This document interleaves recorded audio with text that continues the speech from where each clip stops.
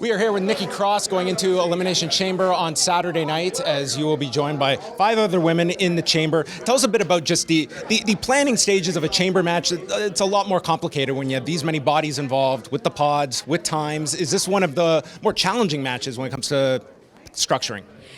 It's fun and it's exciting because you have 6 women in there. You know, I always say, I'm like, 5 women are locked in there with Nikki Cross. So for me, it's a chance to be innovative, to do things that you might not normally do on a Monday Night Raw or a Friday Night SmackDown.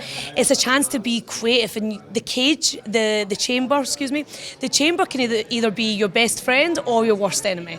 So I think it's really fun as a performer, as a character, to play with that. And as an athlete, it's challenging. You know, you said the word already. As an athlete, you're asking a lot of your body, and it's exciting. We're on the road to WrestleMania, and I can't wait.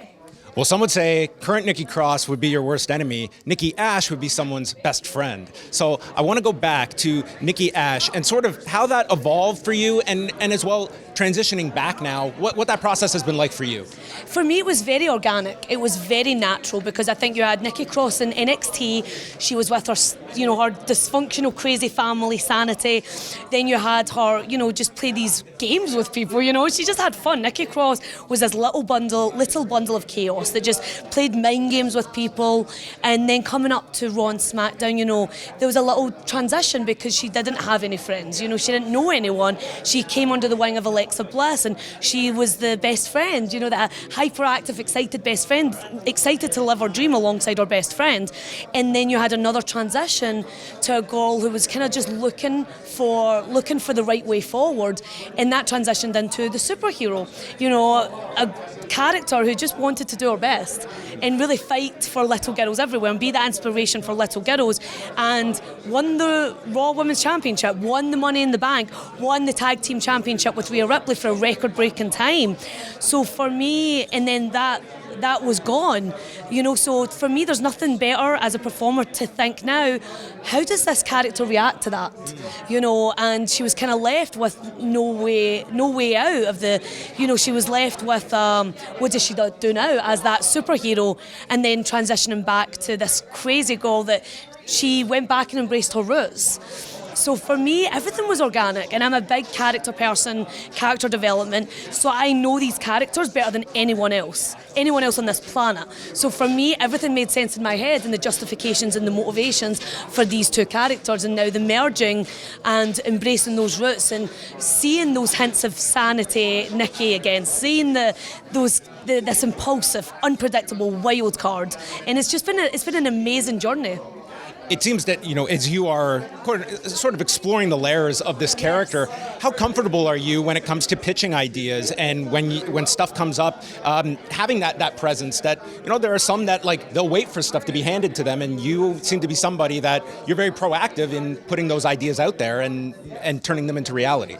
I'm very comfortable. I think at WWE we want to create the best product on television. We want to create the best stories, and I think one way to do that is collaboration and working with each other and listening to ideas.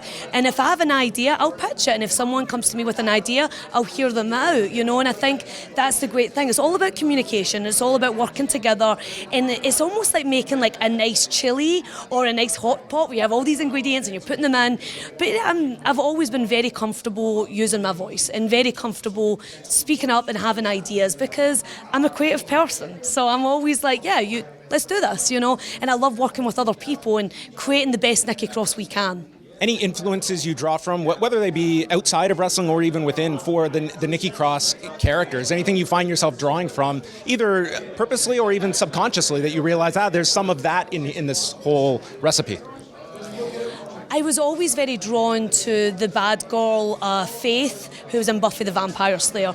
She was damaged and she was vulnerable, and she lashed out because she didn't know how to deal with her own feelings. So to me, like Nikki Cross, she lashes out a lot, and everything Nikki Cross does is impulse. She is very impulse driven.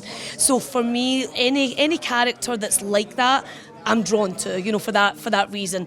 Or even like the Wicked Witch in Wizard of Oz. She was very misunderstood, okay? Very misunderstood. Dorothy took her sister's shoes. you know, a thief. She's a thief, you know. And even Jack Nicholson in The Shining, you know, this very unhinged performance when he's like, here's Johnny, and it's almost like, here's Nikki, you know, there's something a little playful about Nikki. Almost like Gollum from Lord of the Rings as well, you know. I think there's so many layers that I can't wait to explore further with Nikki Cross. Well, Nikki, thank you so much for the time. Best of luck Thank at the you. Elimination Chamber, which is coming up Saturday night, 7 p.m. Eastern Time on the WWE Network.